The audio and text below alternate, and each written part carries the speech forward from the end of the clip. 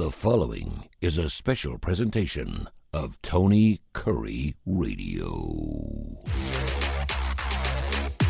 Welcome to special K4Wins March Madness podcast. I'm Tony Kurre, been reading radio about 40 years. Right below me, Kip Keefer, executive director of the Birmingham Racecourse Casino. To his left, of course, the chief editor, and he does everything now with Las Vegas Sun. He's the man right there at point zero in Las Vegas. And, of course, Gregory, live from the beach, doing some things with his kids. He got some ball games down there. We're checking it with him, of course. He's been a man that's been on both sides of this handicapping thing all the way through. So our first couple rounds, a couple of interesting things here. Favorites of 8 or more are 18-0 straight up. Favorites of 6 or more are 26-2 straight up, 19-9 against the spread.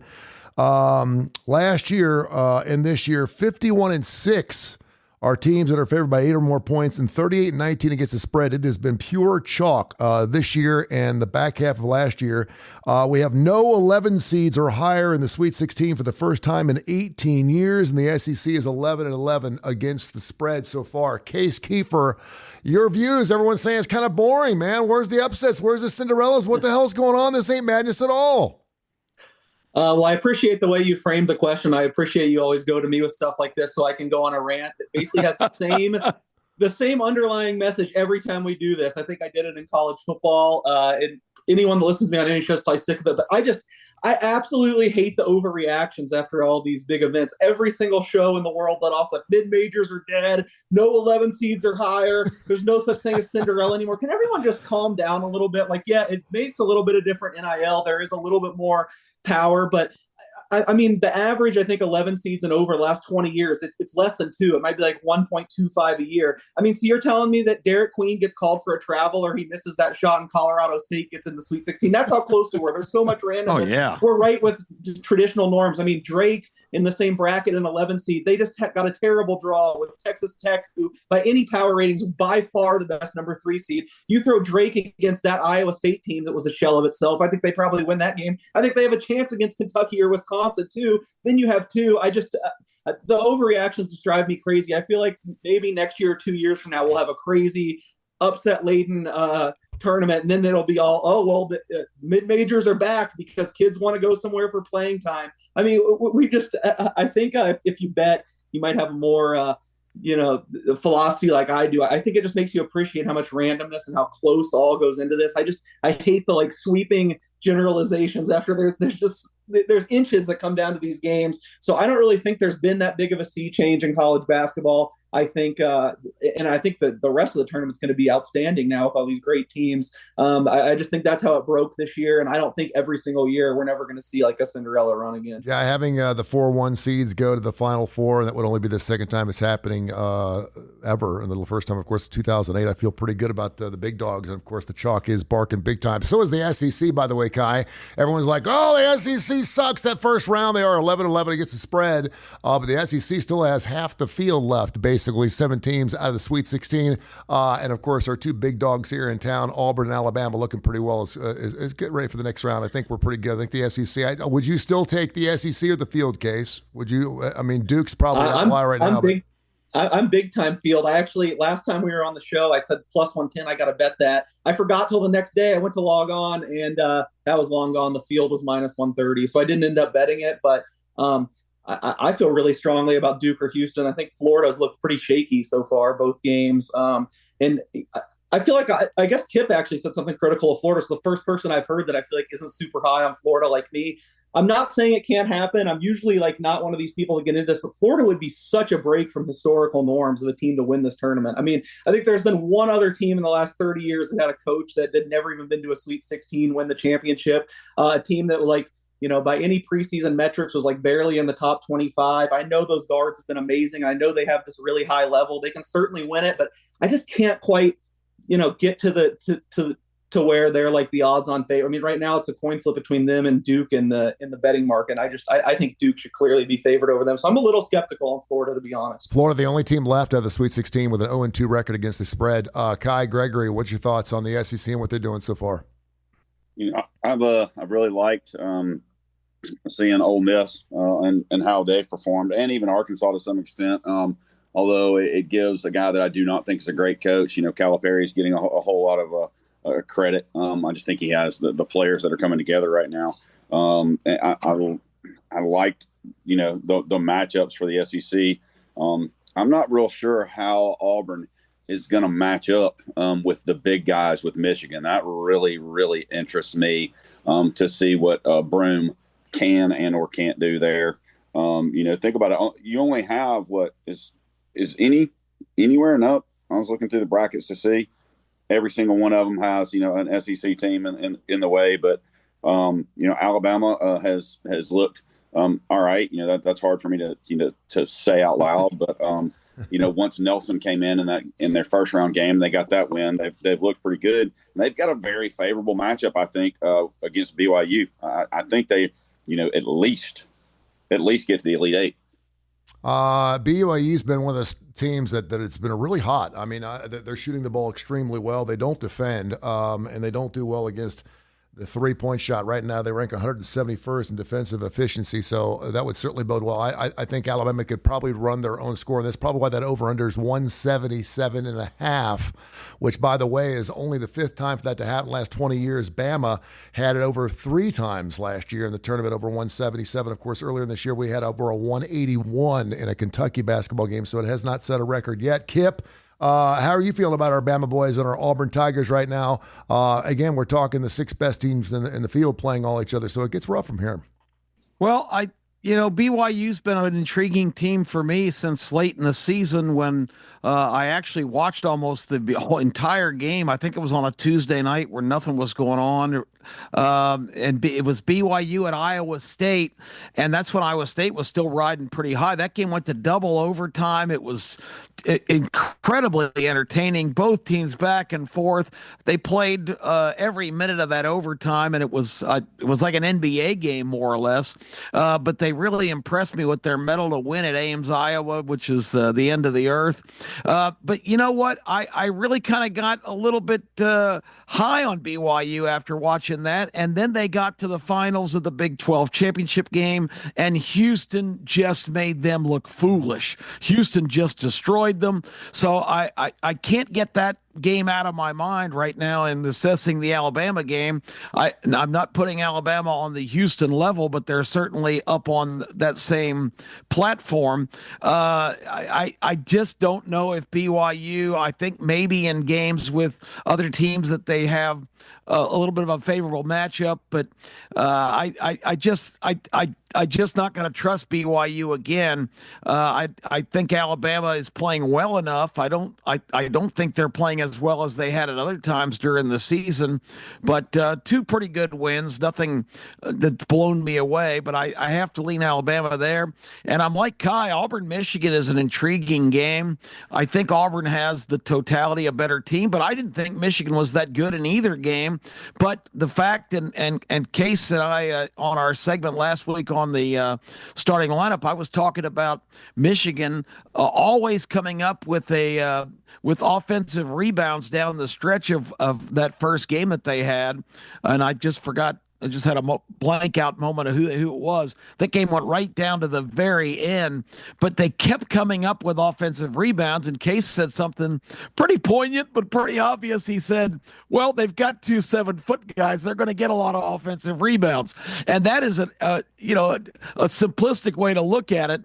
If Auburn doesn't have a really good push the ball, keep them in their kind of game, that's going to be problematic. But I still think, not to be a homer, but I think Auburn and Alabama are both well positioned to win their games. Kip, I got to ask you, too, about Tennessee and Kentucky. I know you get another matchup with the Wildcats, and, of course, they're favored by 3.5. I got a chance to see them. I love putting my eyes, watching basketball on TV is fantastic, don't get me wrong, but there's just something about being there in the arena. You just, when your eyes are on it, and Kip, in case all 4 of us really understand, the proclivity of when you watch a game on television, it's just you get a different viewpoint because you get all the action at one time. You can feel the game a little bit, and the eye test is even better. Tennessee looked fantastic. Of course, UCLA, I don't know what in the hell happened in the second half of that squad right there. Mick Cronin's boys just looked like they actually laid an egg, and actually some of their old UCLA folks were actually booing their own basketball team. But how do you feel about Tennessee against Kentucky again? I guess Kentucky's playing really well. They've been very methodical in both their games, and but I still don't think after watching an entire season of the regular season of the SEC, I just think the top four teams in the SEC, as I just mentioned, are on a little bit different platform. I think Tennessee, skill wise, is a better team. I think Ziegler's the best player on the floor. I don't look for the big upset. Familiarity is going to be an interesting theme here because these two teams certainly know each other intimately.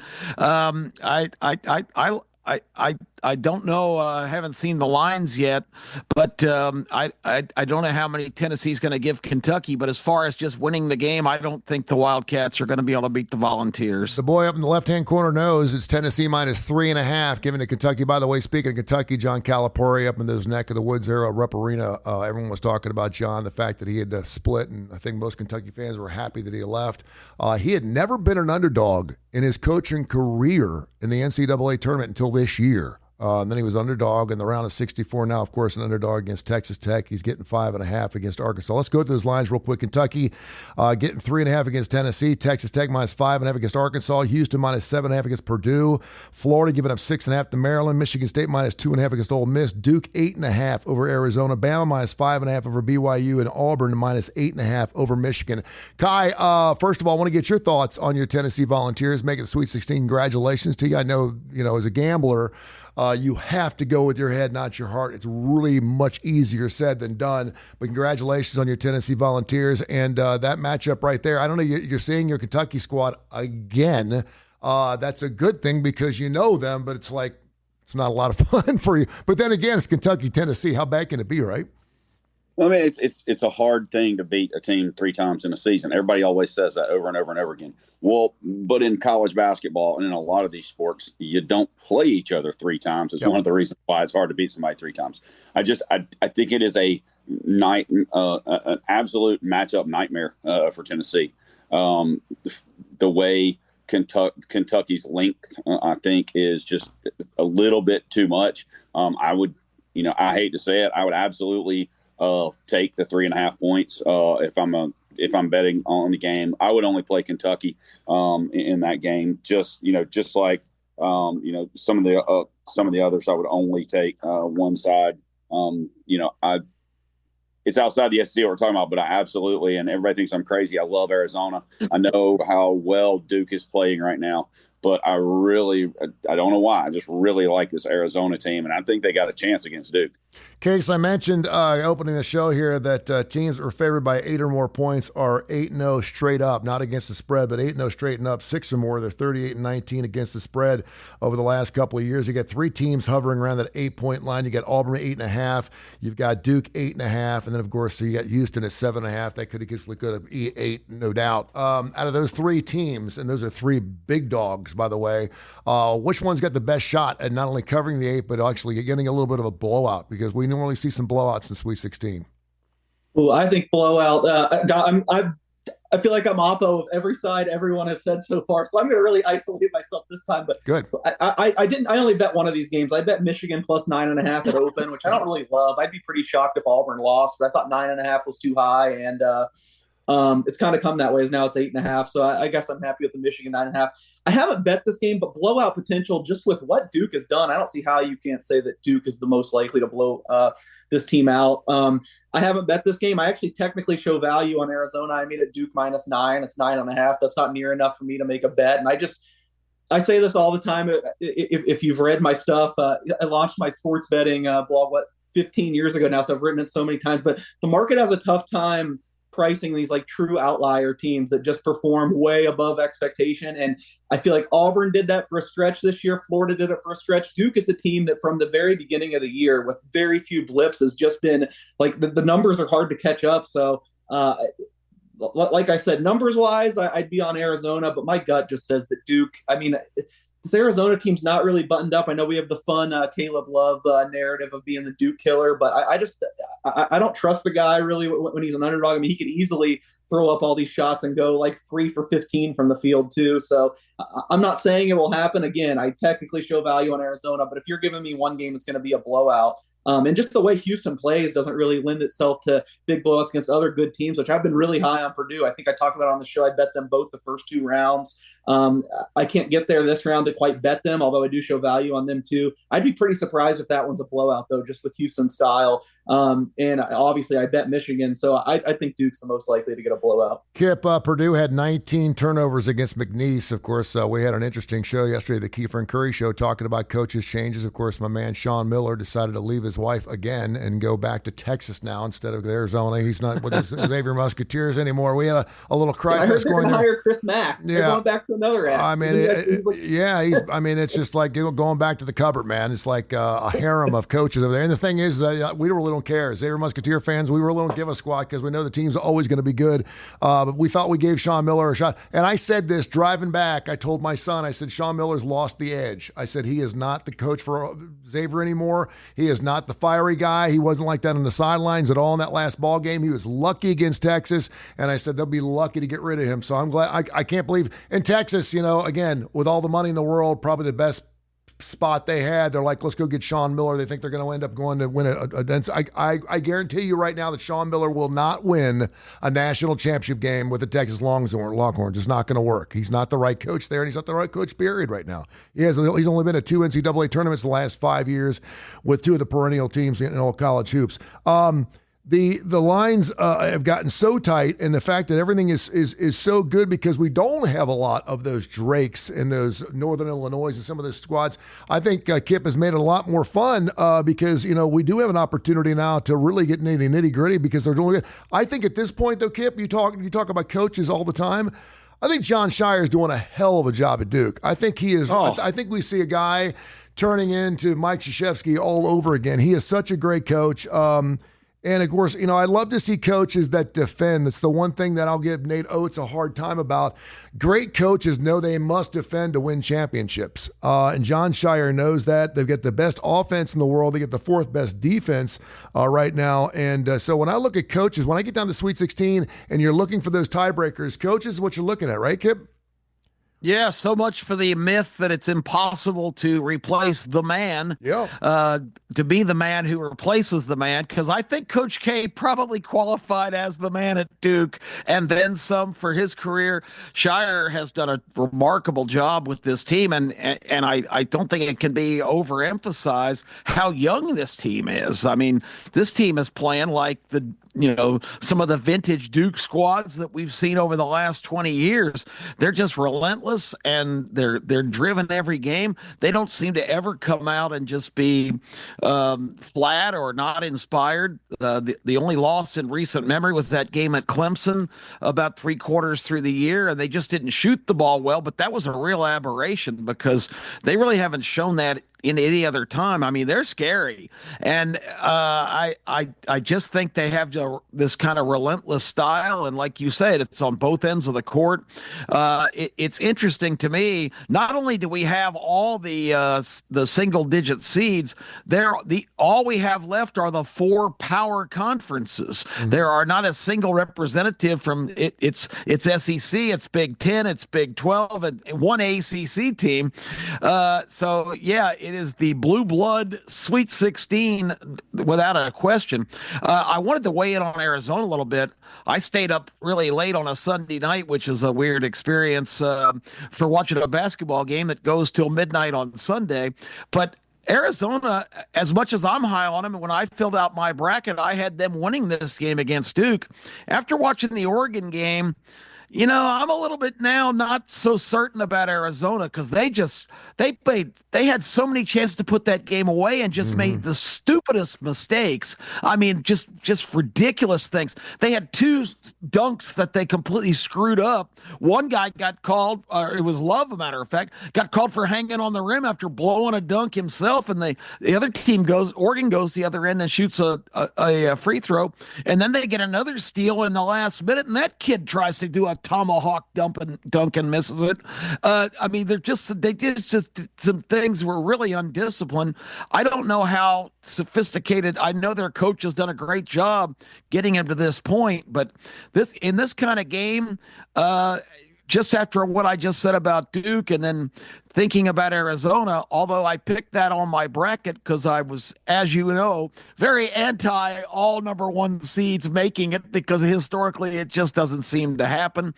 But maybe this tournament is going a little bit different direction than being one based on historical precedent. Because after watching Arizona being undisciplined and how buttoned down and just precision Duke is, I don't like the Wildcats' chances now. K4Wins.com, K4Wins.com. Go check out the website. It's a free website. We got blogs on there, and of course, you can subscribe to it as well. We have not gone over the numbers. What are our numbers, Gregory, this past weekend? And then we'll start throwing out some big dogs. We got some haymakers here. We got 8 games left in the Sweet 16. And again, we've got Major League Baseball kicking off on Thursday. We've got women's basketball. We've got hockey going on. We got the NBA going on. I mean, it's a great time. We're not just picking college basketball games. That's obviously the big thing right now, but we've got tons of stuff to pick on. K4Wins.com. What were our numbers? And hockey's an easy game, Tony. Yeah, I got news for you. You've been on fire. And I have not played one of your hockey picks yet because you know the deal. As soon as I start playing, I don't want to feel like I'm responsible. And I know I have nothing to do with whether you win or lose, but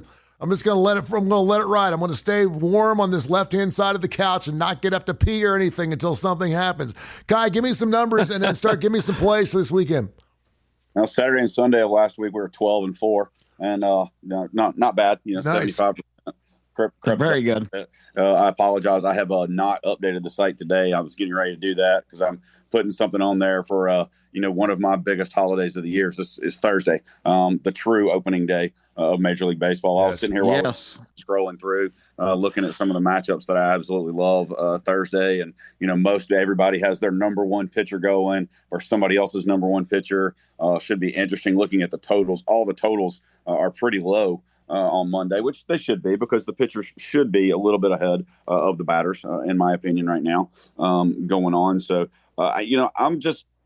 I would probably jump on the over in the BYU Alabama game, looking at just the Thursday games since we're back on Friday. I would probably play that over. I do think Alabama will handle BYU. What you said, it was 5.5.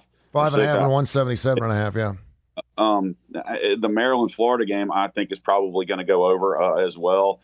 Even though I'm the only one, I still like Arizona against Duke. It's hard. The Texas Tech Arkansas game Thursday. That one, to me, I'm still up in the air on it. I don't have either way in that game. All right, Kip, give me your best plays here for this Thursday, Friday, Saturday, or whatever you got, man. Yeah, I like Alabama. I think they're going to play the BYU wants to play sort of a similar game, but I think Alabama's probably the best team in the country at that just wide open, full throttle kind of game. I look for them to get by this one. Again, a little bit of a SEC homer and backyard pick, but I do like the Crimson Tide. Some of the other games I've kind of had a hard time coming to a conclusion. If Texas Tech plays the way they played last game, I do like them to end the Calipari Arkansas dream. I think they're a better team overall, and I like the way they play. It just comes down to having a good shooting game. I know one of the games, or they ran into games that they have not shot the ball as well. But of course, that could be true of anybody. But I do lean Texas Tech as one of my picks against an SEC team, Arkansas. And as I mentioned, I hear what Kai is saying about the matchup with Kentucky. I know Tennessee maybe doesn't look aesthetically like that's a great thing for them. But I just think the Volunteers are a better team top to bottom. And I just think Rick Barnes has got that team really locked in. I haven't seen any lapses in their performance so far. So I'm going to go with the Volunteers, too, to take the Wildcats out and send Big Blue Nation home. I don't know if Rick Barnes is going to get to his second Final Four in 30 years of coaching, but this is his best opportunities right now. That Tennessee squad's playing for real, man. I loved watching them. I loved their effort. I just loved them getting up. They were cleaning the glass. They were winning every 50-50 ball. And, UCLA looked really, really bad. I was talking to some UCLA. I was talking to some Bruins fans. Dr. Josh Clayton, one of my best buds, went to UCLA. He was like, man, what's wrong with this team? This is not the same team that won, 23, 24 games this year. I think a lot of it had to do with with Tennessee's defense. I think they made them look bad. They made them take bad shots. They were throwing up some clunkers. I'm going to take Tennessee minus the 3. I'll buy it down to 3.5. Houston minus 7.5. I'm not a Kelvin Sampson fan, but man, his defense, if they could just make some free throws. They got 3 guys in their team, I think, that are shooting over 85% free throws. Everyone else is like 60% or lower. If those 3 guys can get fouled towards the end of a ball game, Houston is going to be golden. I like Houston minus the 7.8. Yes, against Purdue, who didn't take care of the basketball at all, gave up again 19 turnovers in the McNeese State game. So I'm going to take Houston. I don't know if this is, and I usually come with a play of the year or a game of the millennium or whatever. I love Tom Izzo. I'm a huge Tom Izzo fan. I think he's headed back to his 9th Final Four. He's been to 8 of them already. They're second best right now in rebounding in the country, both on offensive and defensive glass. They're unbelievable. They defend the three-point shot extremely well. And I think Ole Miss's run is over, and I'm only giving up 2.5. I love Michigan State in this game. I will give up Izzo and 2.5. And when you talk about coaches, been there, done that. Basically, all he's got to do is win the basketball game. I'm taking Michigan State all day long. I absolutely love that. I'm a big John Shire fan. They get the best offense, the best defense. That means we have one of the best basketball teams. They've been blowing people out all year long. There's no reason why they can't do that against Arizona. I'm going to give up the 8.5. And then I think the Auburn-Michigan game is really interesting. Michigan, of course, 2-0 against the spread. Weren't given a shot. Everyone was going against them, of course, in that first game. Earlier in the run, then of course they were underdog going in to round number 2, and now they're catching 8.5. Much like Case, I think it's just too many points. I haven't seen this.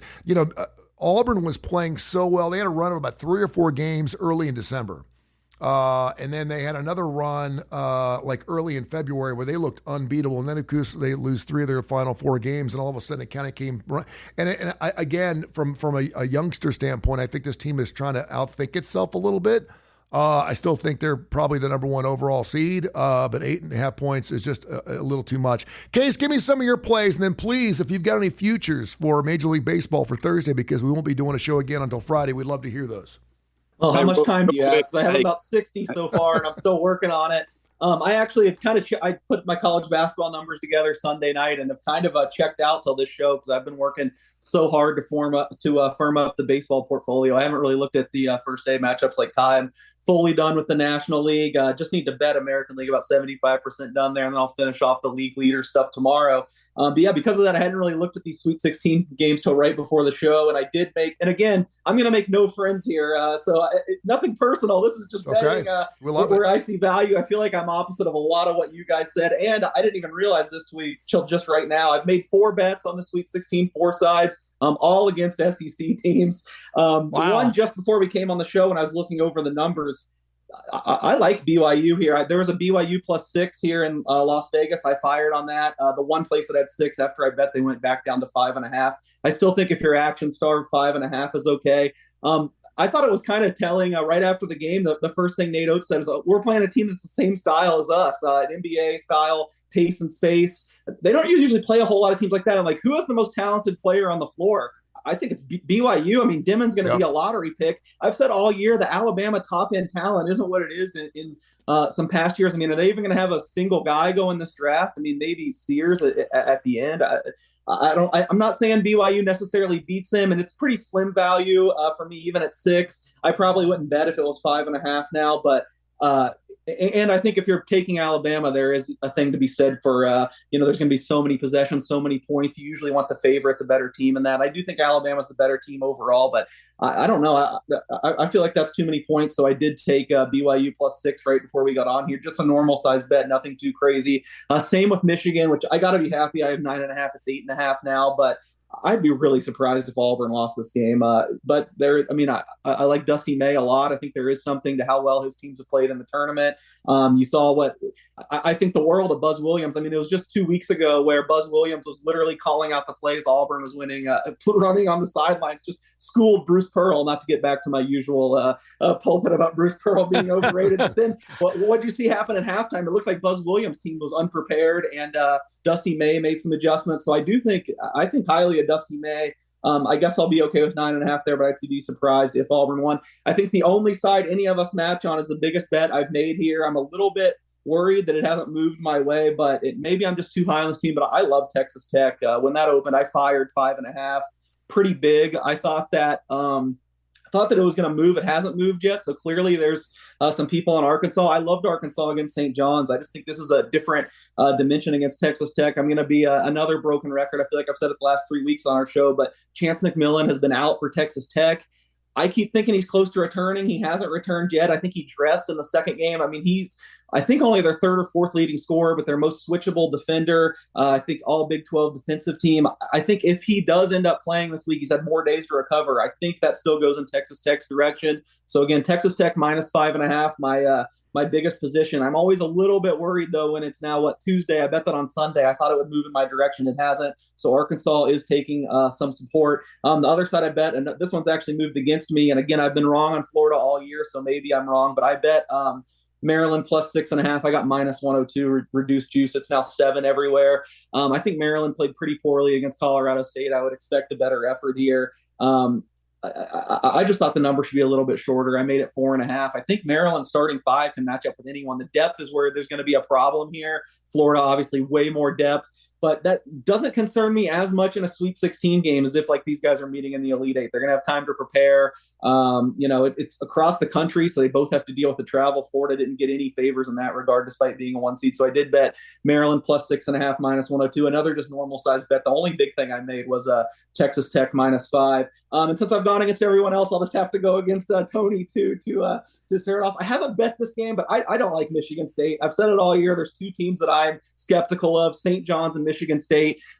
They both play so hard. They're so well coached, great defensively, great rebounding, but they just don't have the offense that you would typically think a team that is a 2-seeder is going to get to the Final Four is going to get. And I always thought I was going to catch up to them at some point. We saw it catch up to St. John's with Arkansas. I think Michigan State's such a similar team. You see them get off to slow starts time and time again and then just piece it together. I mean, they looked like Bryant could beat them at halftime, then they blew them out.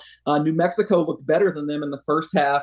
St. John's, I felt like was getting off to all these slow starts that finally caught up to them. My gut tells me the slow start catches up to them here against Ole Miss. I think Ole Miss is rolling right now.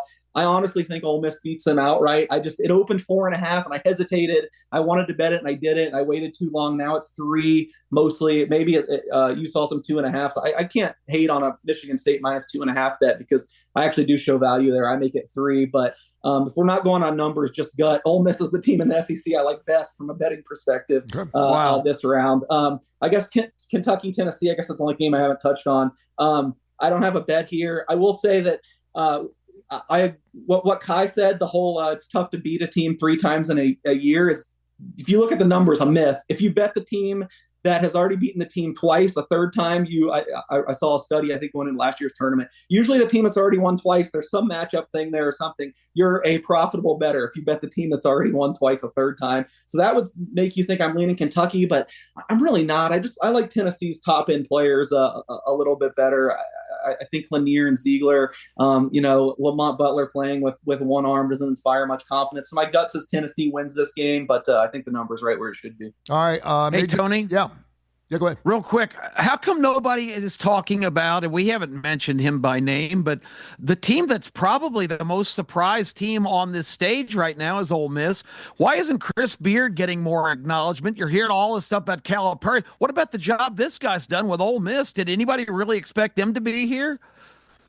I think it's the Chris Beard and Todd Golden. Both are similar for me, where I think they're 2 of the absolute best coaches in the nation, but with some of the how do I put it kindly, the trials they've gone through off the court. I don't like to sit here and bang my chest of like there's still a little bit of morale. But yeah, if you're just having me win a basketball game, I mean, Beard and Golden might be my top 2 picks at this point. That might sound crazy to people, but not for those 2 guys do a big edge. Top coach. Yeah, well, there's a lot of guys in this tournament that aren't men of the year. I got news for you.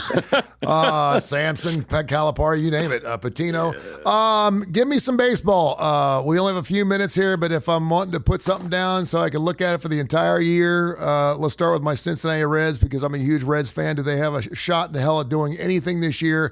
And then, of course, I just saw a great piece on Soto going to the Mets last night, which was just great. I cannot believe Major League Baseball season starts on Thursday, but give me some futures there, Case. Reds wise, I feel like there's a huge variance. I mean, numbers wise, like statistically, you would have it seems like there's too much excitement on them. My numbers would kind of point me towards unders. However, I didn't do that. They just have so much young talent that I feel like the upside's high. I know I did make one pro Reds bet. I think it's moved a little bit since I bet it Sunday. I saw today it might have only been 5-1, but I bet Terry Francona manager of the year at 6-1. Oh. I just want to capture that upside with the Reds because I don't think they're great, but they have so many young guys that if they hit, and Francona's teams have just time and time again eclipsed expectations. So I wanted to find a way to bet the Reds where it's if everything goes right, where can I get a higher payout than just betting over 80.5 wins, which I think is honestly a little bit high. I think I have them. Let's see. I have my numbers right in front of me. Like I said, I was working on it all the way leading up to the show. I have Cincinnati only at 76 wins, but again, I think their standard deviation is a lot higher. I think the tail outcomes, especially on the positive end. I know for a lot of people that's led them to an Ellie De La Cruz MVP bet. I can't quite get there. He's only like 20-1, maybe if it was 30 or better. So my pro Reds bet, Francona, 6-1 to win manager. And I'm sitting here, a Reds fan. I didn't even realize that he was the manager when you said. I said, wait a minute, the Reds have Francona? Seriously? Because I mean, yes. I remember going out and having dinner and drinks with him when he was with the Birmingham Barons. So, man, I love me some Terry Francona. You've just given me like a sharp edge here. I'm ready for Thursday now. That's awesome. That's great. Hunter Green, I haven't bet this, but strikeout leader if he stays healthy. He's got nasty stuff. I think he's like 25-1 strikeout leader. Not something I've bet, but another one I was close on. I think we might have talked about it a little bit through text, but after being against everyone in basketball, I guess I'll just be magnanimous here and happy with everyone. I'm high on Kai's team. I'm all over Red Sox stuff. I have Red Sox to win the division, Red Sox to win the American League. Red Sox over 85.5 is what I have. Now, here's what I will say about this. My biggest advice would be to pump the brakes right now because I bet a bunch of this like a month ago when I first started doing stuff. They're now like the trendy team. Everyone is betting them. Their numbers have gone way up, and they start the season with a really hellacious schedule. I think they're at Texas and then at someone. They have 2 tough road series to start. So I say wait a week and hope that they go like 2-5, 3-4 to start. I don't think there's any weaknesses on this team. The front office has gotten a lot smarter. They're developing guys differently. They got Crochet, they got Bregman. They've gotten really popular since I bet them, and the prices that I got are gone. Maybe wait a week, hope that they get off to a bad start and then come back in because I honestly think I like this team as much as anyone in the American League. If I had to pick an American League winner right now, it's the Red Sox. Guys, fantastic. Go ahead. Because Bello and somebody else, the 2 and 3 pitchers, number 2 and number 3 in the rotation are out for I think it could be another 2 or 3 weeks. All right, guys. And they get Bregman, but did Devers ever change his mind? Because Devers said a couple weeks ago he won't play. He's going to play third base. Is Bregman going to play third now? Their Devers has sucked in spring training, I guess, and Kai's probably more up to it on me. And now of course they've gone with the company line of ball. He really just wants to win at the end of the day. So it does look like it'll be Devers DH, Bregman third base, which is huge too because Devers is a terrible defensive third baseman, despite saying that. Because I saw that quote a couple weeks ago. No, I'm playing third base. Unquote.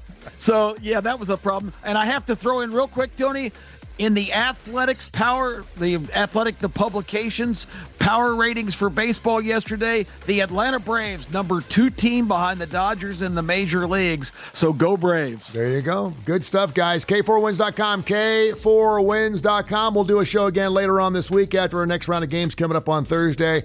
Best of luck. Peace to everybody, and keep making yourselves a winner. Thank you, guys. This has been a special presentation of Tony Curry Radio.